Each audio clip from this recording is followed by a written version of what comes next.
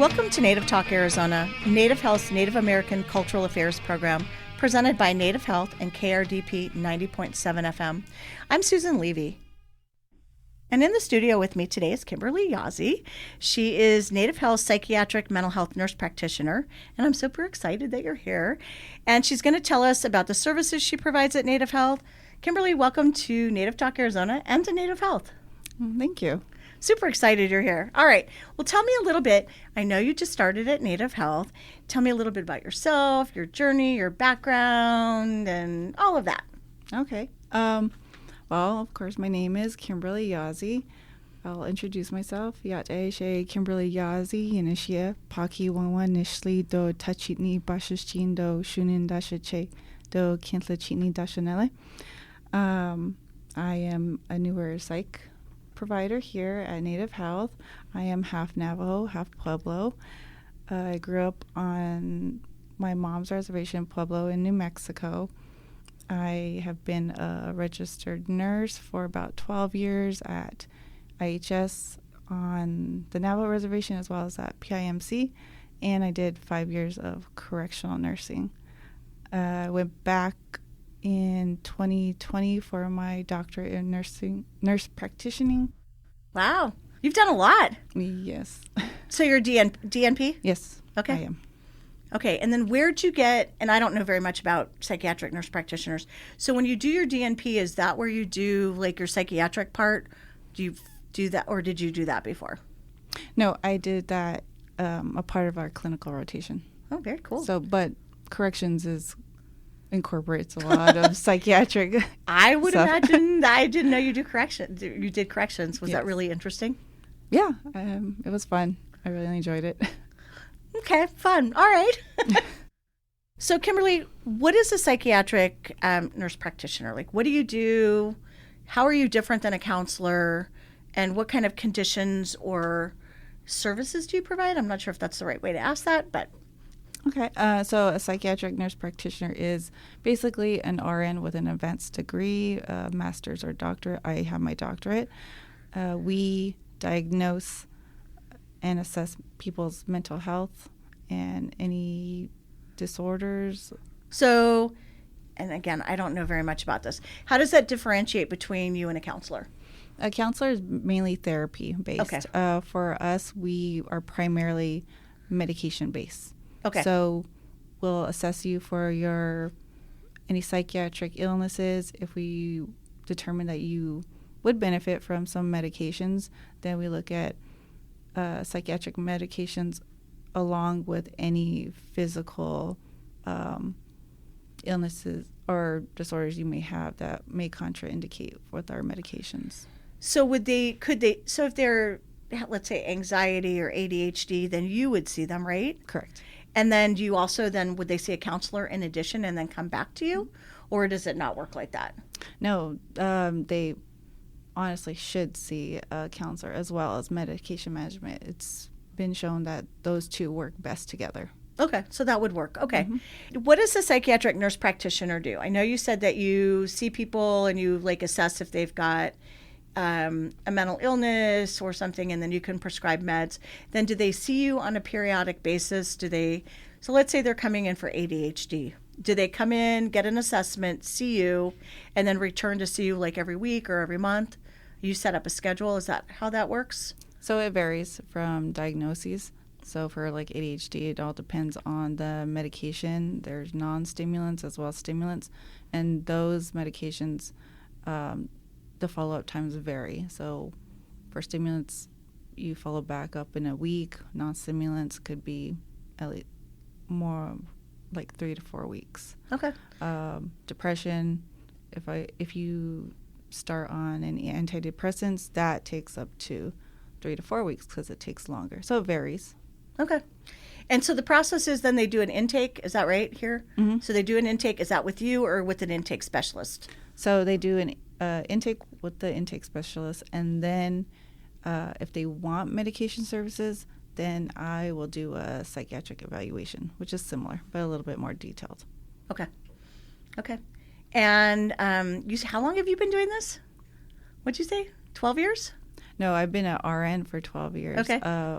I just graduated about a year ago, and I was working at a IOP, an intensive outpatient program, for a couple months before I started here. So you obviously love this. Yes. And you were in corrections. Yes. Which I don't know if I would say is fun, but that's an interesting. I bet you have some great stories about that. Yeah. Yeah. All right, I might leave that at that. So I know that when I talked to you before that you love working with teenagers, right? And what do you do specifically for a teen? So is it that they're coming in with maybe anxiety or depression or ADHD, or are they just stressed out from being a teenager? It's a little all of that. So when they see me, I primarily do medications. So if they're seeing a therapist or a counselor, then they get recommended to see me. I'll evaluate them and see if they would benefit from an antidepressant or some other medication. Okay. And then I, just talk them through, educate them on what the medications consist of, how long they can take it for, just to help ease them into everything. So it's mostly they're seeing a counselor, and the counselor kind of says, I think you might benefit, right? That's sort of how it works? Yeah, and then it can go the other way, too. So if they feel like, I need medication, I need something, I can do the evaluation, offer meds, and also say, I think you should do therapy on top of this, too. Okay. And then, so teenagers, like basically 12 and 13 and up? Mm-hmm. Okay.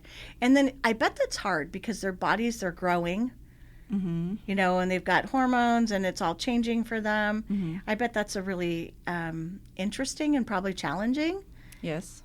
And do you find it's really successful for most of the kids or teens that you work with? I would say yes. But I do believe that they benefit a lot from therapy, more so just because therapy offers them a safe place to really talk about what they're going through. And I do a little, it's just talk therapy, just see what's going on with them, and we process whatever they're dealing with. So, and it's interesting what they say. I'm sure. It's like a whole new world, right? Yes. I mean, with social media and all the pressures that they face that, Mm-hmm. I mean, I know when I was growing up and my kids, we didn't have any of that or a little bit of it, not like it is now. I mean, just, and the bullying and just the pressure of everything that they've got. Yeah, from what I've dealt with or seen, it has to do a lot with social media. A lot of it. Yeah, well, yeah. Too bad some of that can't go away, right? Right. So how'd you get interested in behavioral health? Like, was it just you woke up one day and said, you know what, I really want to help people? Or was it when you were getting your RN degree?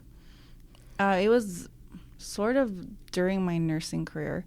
So I felt like I continuously got, quote, psych patients, and they were seen as unruly or difficult to manage, but for some reason I just really meshed well with them, and I was able to de-escalate and just talk people through anything, really. So. Well, you do have a calming demeanor. You do. I mean, I've talked to you before, and you're very calm and kind of even, and I don't see you as getting very excited or over, I don't know. I just see you as kind of calm and gentle and... Me being native. Just kidding. I don't know. I think, just like, it's a nice demeanor. I mean, it's that you're there and not overreacting and getting all excited if somebody does something. It's just that you're kind of gentle and warm. So Kimberly, I'm often asked when I'm out if we have any Navajo or any indigenous psychiatric nurse practitioners, and you're here. So question for you, how many Native American nurse practitioners are there? Psychiatric nurse practitioners? Very many? Very few. That's what I would think. Like, very I only few. know of myself and my mentor and one other lady that works in Phoenix. Yeah. But So other than that, and I'm sure there's a bunch of psychiatric nurse practitioners, right? yes. Yeah. So you're probably one in thousands. Probably 0.5% of the country, something like that. Well, I'm glad you're here, and we can't wait to get the word out and let people know that you're available, and you've got a lot of experience, especially with corrections. Yes. I do want to talk about that next time. So I know that you said you were Navajo and Pueblo that we were just talking about. Does that make the patients or the clients relate to you more or better? It would be the opposite. So I can relate to them more. So they'll be receptive toward me. So because mental health is still stigmatized amongst the indigenous community, me with my background and growing up in similar customs and culture, I understand some of the things that non-native practitioners won't understand. So they're able to freely discuss things that probably they never have before. That's a good thing. Mm-hmm. So what's your proudest moment or something that you've been successful in your career that you're like, you lay awake at night and you go, wow, I did a really good job with that person or that case or something? That's a hard one, right? Yeah. I believe in my clinical rotations, because I did a rotation in a residential treatment setting, so substance use as well as mental illnesses with the clients, and a lot of them were post-incarceration, like 10 years in prison, and then they go to that facility, and so they're already apprehensive, they already have their walls up, and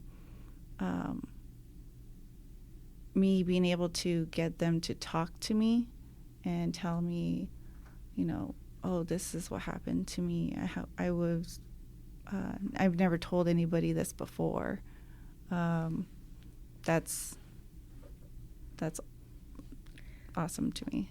Just to get them to open up. And that they trust you and that they tell you that. But I think, again, that goes back to your demeanor. Okay, so I want to ask you, have you always had like such a calm demeanor, or did you learn that? I've always had a calm demeanor, I guess, just innate. But in school, they do teach you to talk softly, be non-judgmental. But for me, it's just I've been born with it. I think it's pretty cool. And so I know, what's compassion fatigue?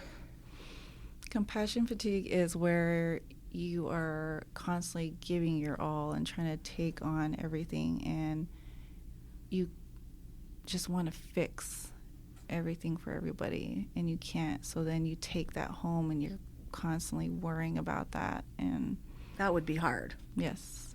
Mm-hmm. So how do you deal with that as a professional? Everybody's different.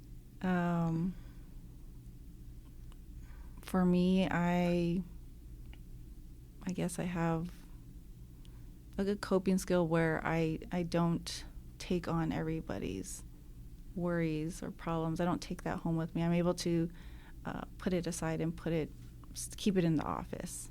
But I also do work out, do some self-care, stuff like that. That's a good skill to have. I'm not sure everybody has that. I think a lot of people take it home and worry constantly and a lot. Mm-hmm. And yeah, taking care of yourself. Yes. Self-care is super important. We don't do that. We don't take care of ourselves. No, I don't think people, I think in general. Was it really hard during COVID too? Yes, I was a med-surg nurse during COVID. So that was horrible, I'm sure. A very rough time, yes. But same thing. I saw a lot of horrible things, but I was able to separate them.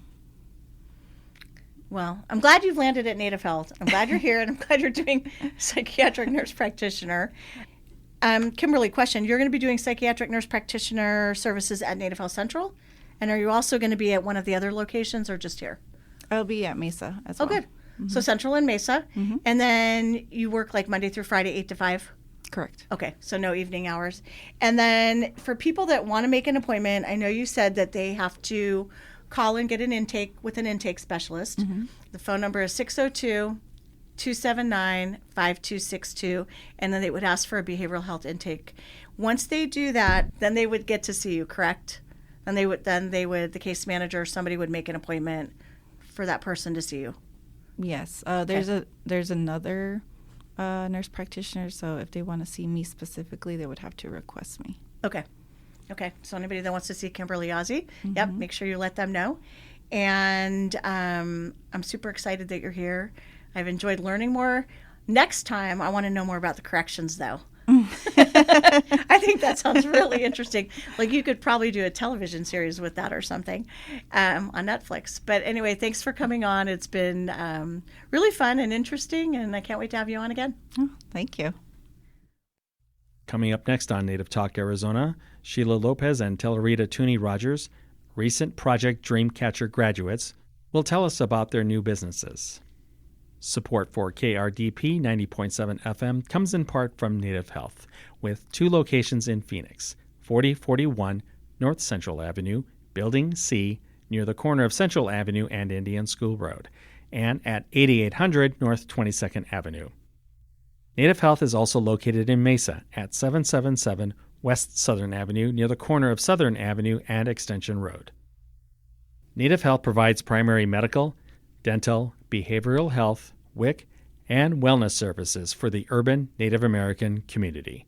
For more information, call 602-279-5262 or visit our webpage at nativehealthphoenix.org.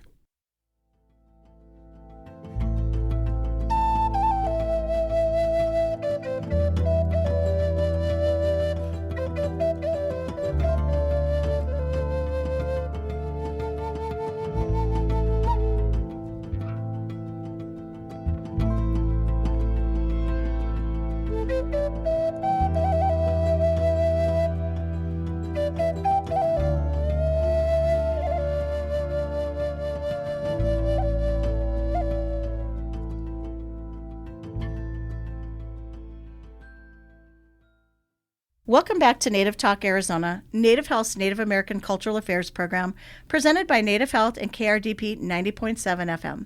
I'm Susan Levy, and in the studio with us today is Telerita Tooney Rogers, and she is opening the Shade House, and I'm super excited to learn about that. And we also have Sheila Lopez, and she is going to be opening, or has opened, Nijoni Stitches.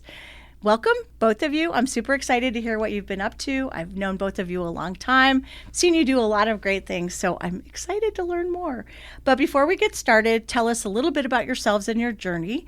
I don't know who wants to go first. Sheila? Okay. All right, Sheila. I can go. All right. Okay. Yat Sheila Lopez Yanisha, Kia Ani Nishle, Dona Kai Bashichin, Toso Nidashiche, Dona Kai Dashanale, Akot Ego Sanishle, Hozo Deshagan. Hello, everyone. My name is Sheila Lopez.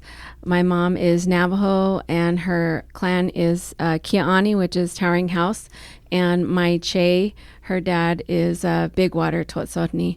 And my father is Mexican-American from Winslow, Arizona, and that's where I was born and raised. And I just opened up an LLC called Nijoni Stitches in April of this year. And I have just ended a 27-year career in engineering and want to follow my passion, which is supporting others on their healing journey. And my sewing-based business is going to be providing those services for nonprofits. I'm currently working with Native Health to create some programming to help teach people how to sew and also add the aspect of healing through sewing. Pretty awesome. We're going to have to ask you a lot more questions. All right. Okay. And Telerita, what is the Shade House? And tell us more about that. And, actually, let's back up. Tell me a little bit about yourself and your journey first. Absolutely. Yat everybody. Telerita Tooney Rogers. Yinshet is a lanin shlint haba habashish chin twitch eating shnala, but nisha labete nasha. I also have my daughter Dej Rogers here in the studio with us. She is 11 years old, and she is really the inspiration behind the creation of the Shade House Center. So the Shade House Center is our LLC, our business foundation, which is intended to do a few different things, but primarily focusing on the Chaha'o store. Dej is incredibly creative. From the moment she could hold a crayon, grasp a paintbrush, she has been creating. And so, after some career changes and over the past few years, I decided it was time to move forward with supporting her creativity, and that's going to be through the Chaha'o, which is the retail store aspect of the Shade House Center work. Both of you have opened these new businesses, new chapters in your lives and everything else. So I know you both went through the Dreamcatcher, what is it, Dreamcatcher project? Project Dreamcatcher. Project Dreamcatcher. So I guess let's start with that. I know a little bit about it. I believe it's through ASU Thunderbird, right? Yes. Okay. That's correct. And I know it's a week long or 2 weeks for aspiring entrepreneurs or beginning entrepreneurs, correct? It's kind of all of the above. Oh, it is? Aspiring new entrepreneurs and even established entrepreneurs, primarily focusing on Indigenous women. Right. Mm-hmm. And I know it's very selective. So it's awesome that you both got in, and did you find it helpful? I found it so incredibly helpful. So the push to me moving forward with this dream really also was job change. I had some changes in career in March, and I had always had this idea of opening a store to support the Navajo population. And so as I began to figure out what my next steps were, I applied for Project Dreamcatcher because I needed to figure out and learn what the fundamentals of operating a business is. And so I have applied previously when Project Dreamcatcher first started, 12 years ago. And so now, this time, I had a little bit more clarity about what I wanted to do and how I wanted to approach this project. And so applying to Project Dreamcatcher was definitely helping me to create the structure for the Shade House Center. That's awesome. And Sheila, did you think it was interesting or helpful? Oh, yeah. It was really, really helpful. I've always seen the Project Dreamcatcher, they're looking for applicants, and I never just had the time to do it. And this year I had the time, and I'm really grateful that I did because I was able to open up my LLC through that program. They basically take you through how to create a business plan. They go over accounting basics. And I left there and opened my own LLC right after I was done with the program. And it was just so amazing to meet other women. I've met Telerita. I hadn't met her before, and now she's opening a shop, and I do also create different items with my business, not only providing sewing services or lessons for folks to learn how to sew. I also create my own little things that I hope are going to be one day in Telerita's store. Absolutely. Mm-hmm. I also have to say that Project Dreamcatcher was so amazing also that, Sheila was able to walk away with moving forward with an LLC. I was actually applying for my LLC. I was opening bank accounts during that week. So by the time we were done and graduated, I had set the foundation for the business. And going through the program, you will walk out with a business plan. So part of the program is to take a class called Dream Builder.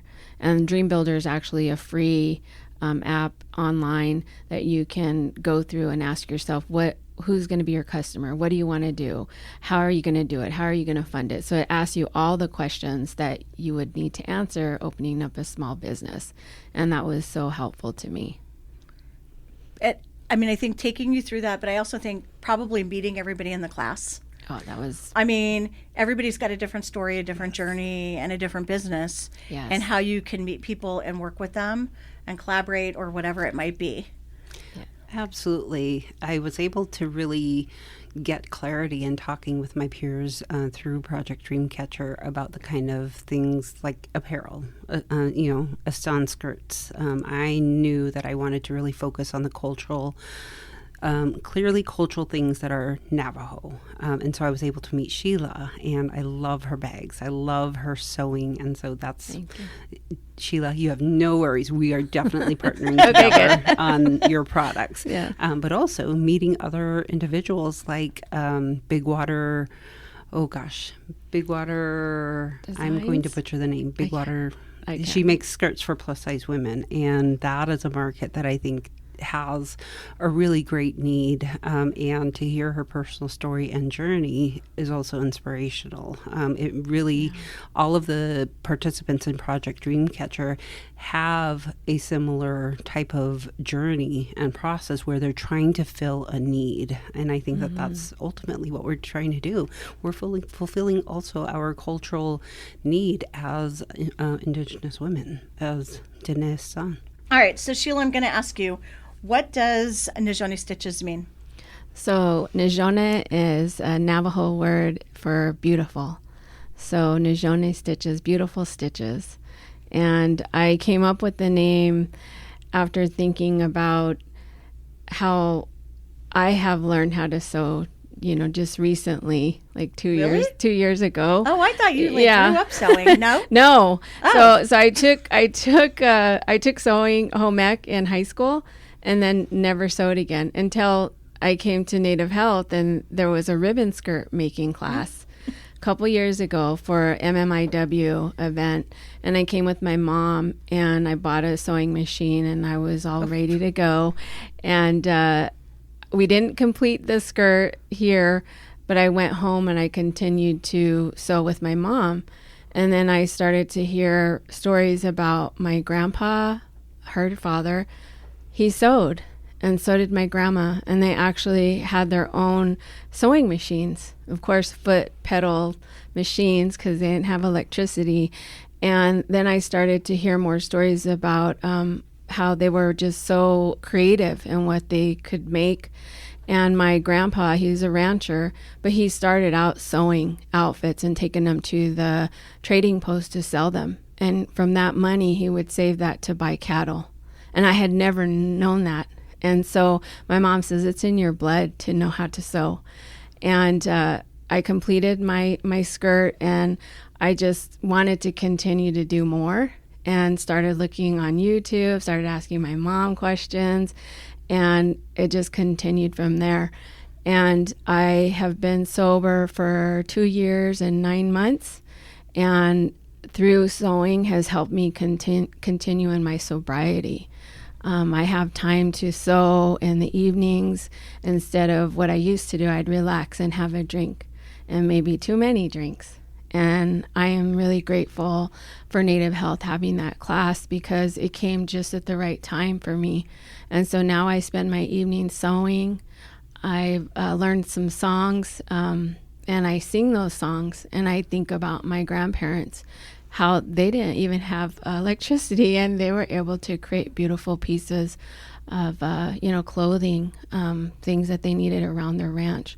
So I'm just really grateful to Native Health and the programming. So I'm looking forward to helping give back to Native Health and creating programming around, helping people on their healing journey, because I'm on a healing journey, and I've been for a long time now. And I want to be able to show people how to sew.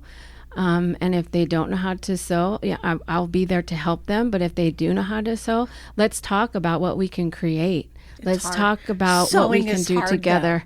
Though. Yeah. Very much so I don't know. I think it's like painting. Everybody tells you like painting a room isn't so hard. Oh my gosh.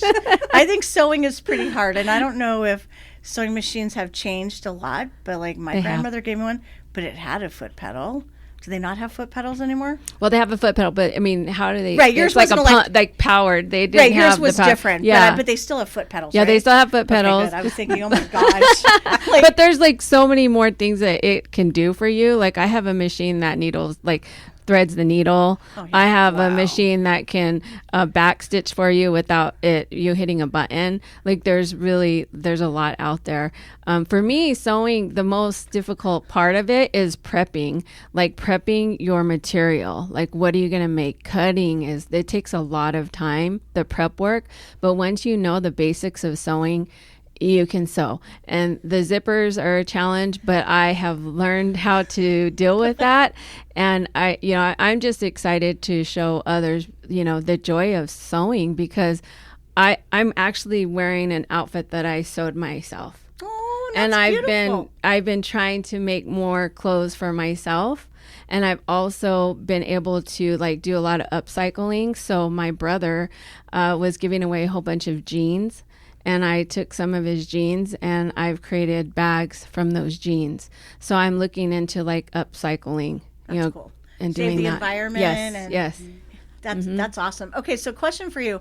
What's the hardest part then of sewing? Is it like thinking of the design and then Picking the material. Really? There's so much material out there. I go to SAS. They have like just such a selection, and unfortunately Joann's closed down. So now I have to go to SAS, but just figuring out like what material do I need for this item I want to make. And so far I've been just like loving looking at all the different types of material, what is easier to sew with, what's hard to sew with, what kind of needles do you need. So yeah, there's a lot of different factors that you have to think about when you're creating something, but you can make something really easy with just like cotton material and make like a simple pillowcase. That's just straight stitching. There's no zippers needed. And so if you wanted to create something like a pillowcase, like you have lots of options for fabric. There's so many different designs, so many different prints. You can even go to Spoonflower and create your own design and make your own design on material and have it sent to you. So that would be cool. So I think the creativity, just all the options that you have out there, that's what is hard for me, is like what could I use? What could I do? What can I create? But there's a lot of good YouTube videos out there. But for my business, I would like to bring people together so we can talk about creating things through sewing and helping each other heal. So I want to support folks in sobriety, and I also want to support the LGBT community, the Two-Spirit LGBT community, which has been near and dear to my heart for a long time. I want to be able to reach folks that have not had those opportunities to sew and to create something that they could be proud of, and create something where they heal through creating that object, whatever they want to sew. So we can sew bags, we can sew your first ribbon skirt or your masana skirt, or maybe you want to have like you can make pillows that have lavender and rice, and you can warm them up in the micro. Like there's so many things that you can do to care for yourself through sewing. And so for me to put on these clothes today that I sewed, I have a sense of pride. Like, yeah, I made this. And just when I was walking in, there was a lady, I love your skirt. And it's not the 3-tiered, but I made it kind of like the Mexican style, the shorter, from my dad's side. But it's the scarf, grandma scarf print. And like, those are the things that I can do to express myself and be proud of myself. And I've kept myself sober through sewing. And because it wasn't easy getting sober. Pretty awesome that you're doing this. Thank you. So if people want to order things, they can do custom orders? Yes, but I'm focusing right now on more like creating classes that help, working with Native Health and other nonprofits to teach others to sew. But yeah, if you wanted a bag or wanted a skirt, you can contact me. And I'm sure you're Stonebucker. Yeah. I'm way. I'm an engineer. My background's in engineering, so I'm very strict, and I have a very disciplined process of sewing. I often undo stitches, and I try not to do that so much, because some people, they're like, no, it looks fine, and I'm like, no, you can see this or you can see that. So I have to really take it easy on myself and not be so crazy. And it's like how in Navajo we weave rugs, right? And we're supposed to have like a little line coming out of the rug, because we don't want to get our souls captured into the rug. So you have to show like, yes, I'm not getting so into this. I'm into it, but I'm not going to let it overwhelm me. So it's that balance of, okay, you want it to look nice, but you can't have it perfect, Sheila. You're always supposed to have at least one imperfection, correct? Yes. Yeah. So I try to think about that when I'm creating. All right, I'm going to ask Tellerita. So how did you start, or the name of the Shade House? Is that the real name? I know there's different names. So the Shade House Center LLC is the the business name that I've registered with the state of Arizona. The trade name is the Chaha'o. And I was very intentional with that because I see the Shade House Center as having a wider appeal. I also want to have several business lines of service. The Chaha'o is just one line of service. So everybody out there, I am also a social worker. I've worked within the mental health field in many capacities in this community over the past 15, 20 years, including in Flagstaff and Denver, Colorado. So I have a wealth of experience, and I know that I can provide the kinds of support and consulting that nonprofit organizations and behavioral health organizations need. And my most recent roles have really served in that consultative role. And so eventually I want to be able to provide those services. But opening a business is incredibly time consuming. So I'm focusing right now on the retail store aspects, which is where the Chaha'o comes in. Over the past 15, 20 years, both in my professional and my personal roles in the community, I just often hear about how far services are for community members, even within the foster care world. When there is a family living in Santan Valley, it's really difficult for them to travel to Central Phoenix for the services that are really, really important and vital to our community and that are provided by, Phoenix Indian Center, by Native Health. Oftentimes I hear that families just can't make it here because of the distance or the time, or they don't have transportation. And so the other aspect of what I want to provide to the East Valley is access to those services. And primarily that includes access to medicines when there is a need for rock salt or for tretadine, which is corn pollen, or stirring sticks, those things that you need pretty immediately. I mean, having 4 children, I had to call my mom and be like, oh, baby just left. We need rock salt. We need to do this pretty immediately. And so I know personally what it means to have access to those types of material, and I want to be able to provide that. And so with that said, what I hope to provide in service to the community is those materials at cost. And so when community members have that need, I hope that you'll come and find us and let me know that that's what's happening, and so that I can help support you with in terms of costs and expenses.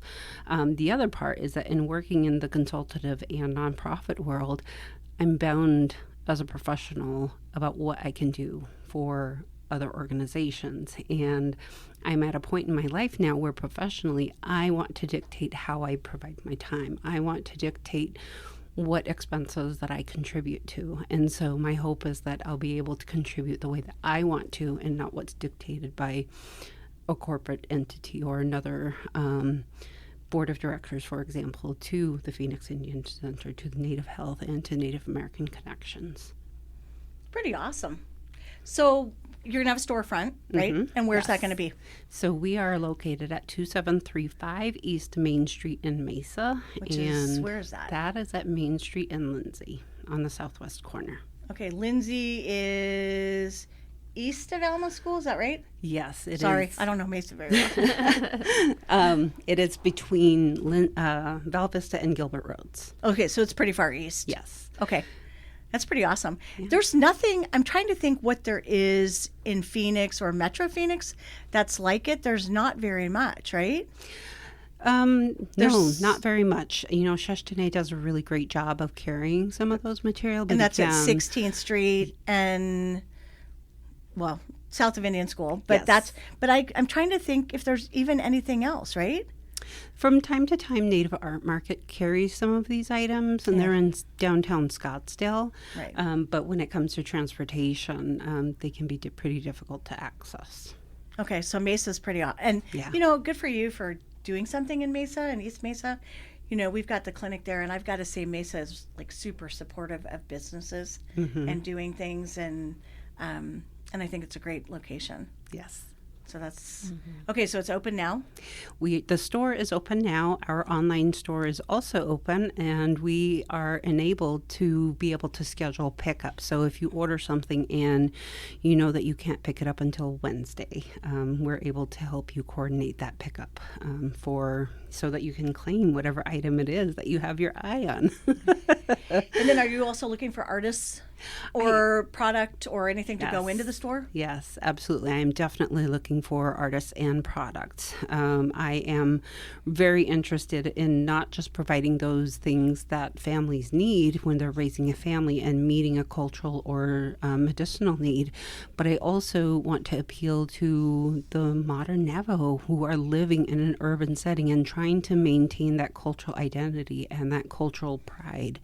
I've seen the changes of what that looks like over the past 15, 20 years, and there's just so much pride. There's a lot of pride in wearing the Navajo Nation seal or Bluebird material and products, and so I am looking for everything from those hand-sewn and popular things, but I'm also looking for home decor. I've got a set of 4 toddler-sized chairs. They're so beautiful, and so I'm looking for a variety of things that people would be proud to showcase in their homes. So I know, Sheila, you've got kind of a different vision than Talarita. I know that you're going more service-based rather than and teaching people in a healing journey. So you're looking, or people can contact you to learn, like take one-on-one sewing classes or groups, and would start with people like me that don't know how to do anything, right? Yeah. From fabric choices that puckers to not, and needles and all of that. Yeah, I'm trying right now to figure out what my services are going to be, but right now I'm focused on working with nonprofits to create spaces where we can create items together and having sewing circles, like I'd like to say, and working with Native Health to host something like that, and also for beginner sewers. I know a lot of people want to learn, and I feel like the younger generation might not have had home ec and learned to sew. I don't think they teach that anymore. I don't know. Do they? They do. They call it FACS now. Yeah. Family and Consumer Sciences. Okay. Right. So good. But when I was going through the Dreamcatcher program, I actually asked the class, and there was about 25 of us or so, who would want to take a sewing class with me. And 80% of the hands were raised because there are a lot of women in that group that didn't sew. And I was really surprised. Yeah. And just the basics. And yes, I can work one-on-one with someone, and I can also provide classes. And if you don't have a machine, I have a couple machines that I could provide. But yeah, I'm still working out all the kinks, but right now my focus is on the community and supporting community organizations and nonprofits. I also just want to reiterate that Sheila is an engineer, so her mind thinks through that process naturally. Unlike some of us that don't do that. I don't do that. And so I'm trying to venture into sewing myself. And so I have been watching this past week videos about how to cut the material, how to put them together, and everything is just so backwards. I could never work in construction or engineering work because my brain doesn't work that way. And so it definitely takes a certain brain process to be able to do that. But Sheila is also really great at breaking it down to make it easy. And I think that that's what is really great about the work that Sheila's proposing to do. I think there's a lot of opportunities in Phoenix or Maricopa County for both of you and the things that you're doing. I know people in a lot of the Native American education programs, they've got for their families and their students, and I know the nonprofits, we all do that, and we always look for that. And then Talarita, for you, I don't see a lot of stores at all, or hardly any, if any, the one or two we mentioned.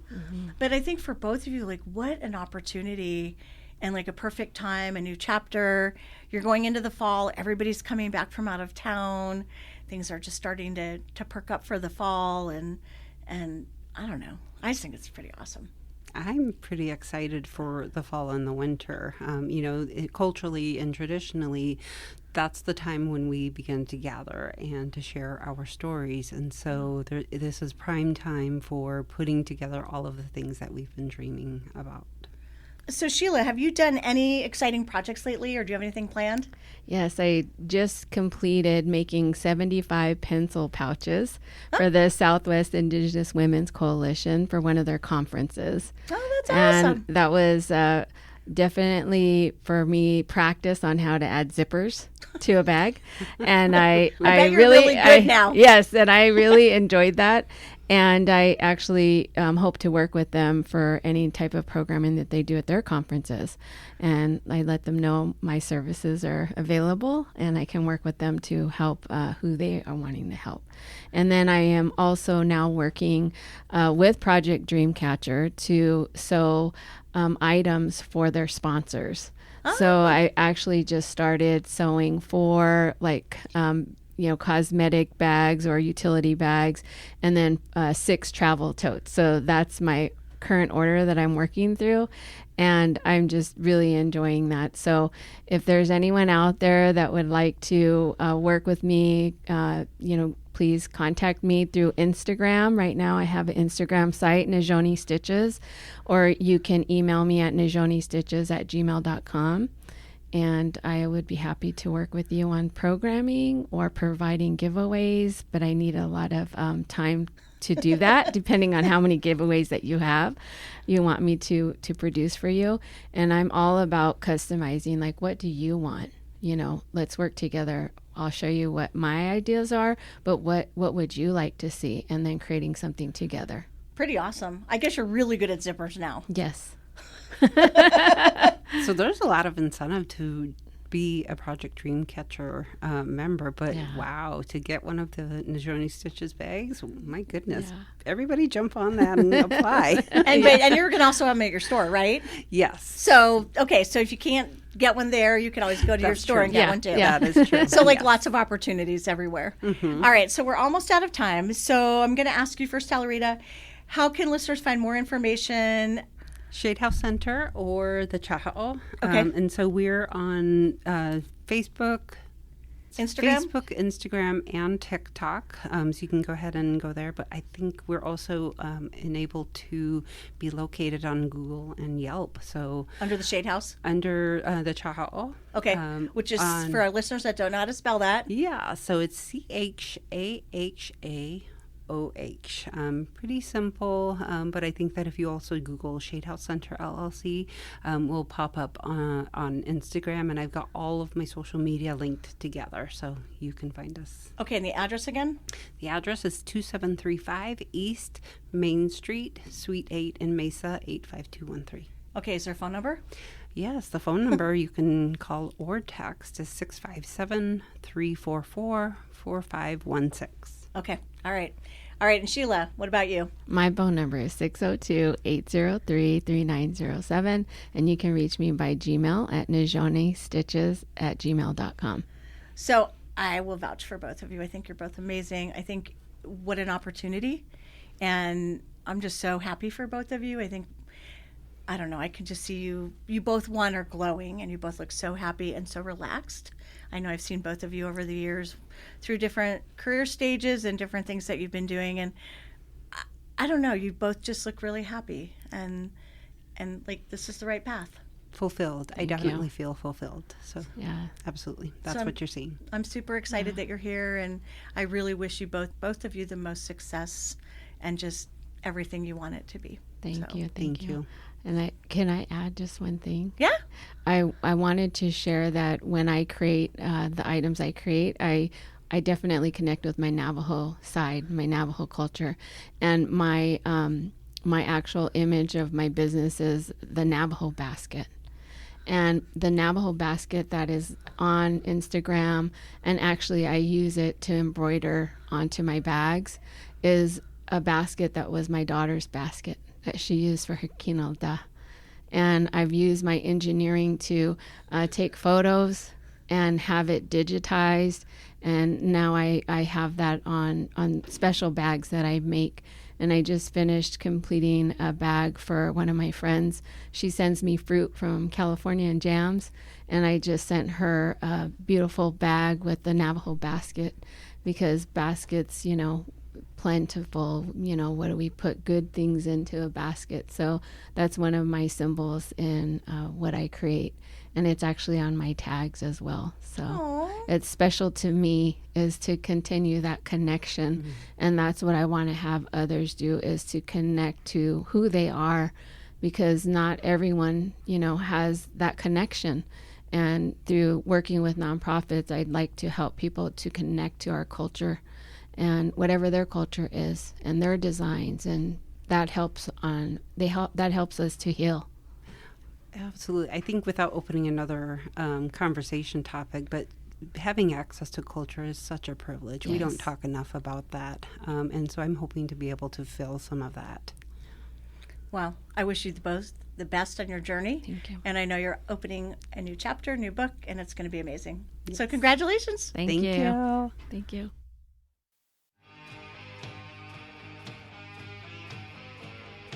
Thank you for listening to Native Talk Arizona, presented by Native Health and 90.7 FM KRDP. Our executive producer is Susan Levy. Sound engineer is Javier Quiroga. We hope you will tune in again next week. If you have any questions, please reach us at nativetalkaz@listen2krdp.com.